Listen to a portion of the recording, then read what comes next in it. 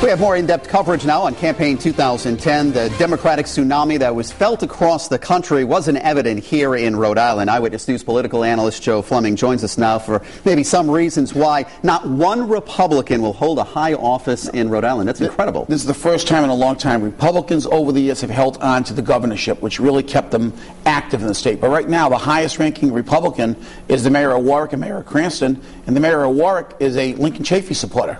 So Republicans are really hurting in the state. They're only down to about 18, 19 people in the General Assembly. They're really hurting at this point. They have to regroup. Joe, is this the time for the Republican Party, or at least the National Party, to really start pumping in some dollars for their candidates? Well, the thing is, in pumping them into Rhode Island, they feel it's probably not a good investment of money. I think if they felt it was a good investment, they would have done it this time. They put money in for John Robitaille at the end, but it came too late.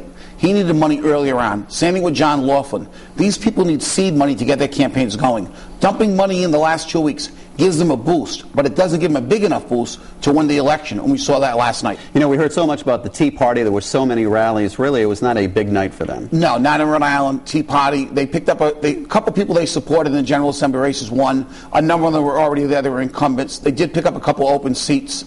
But it was not a night where you thought you were going to see big changes in the General Assembly in Rhode Island. They had very little impact. You know, if you look at it at first, you say, you know, it's good that so many people wanted to run for office. But in the end, did it cloud everything? Well, it clouded it where a lot of these races had 3 or 4 candidates, which makes the incumbent a lot stronger. Because now the incumbent doesn't need 50% of the vote. They only need like 40% of the vote. So when you get 3 or 4 candidates, in a year when people want change, a lot of incumbents got less than 50%, but still won. And we saw that in Lincoln Chafee's race. Yep. Joe, thank you very much. Coming up new at 6, we're going to take a closer look at the governor's race.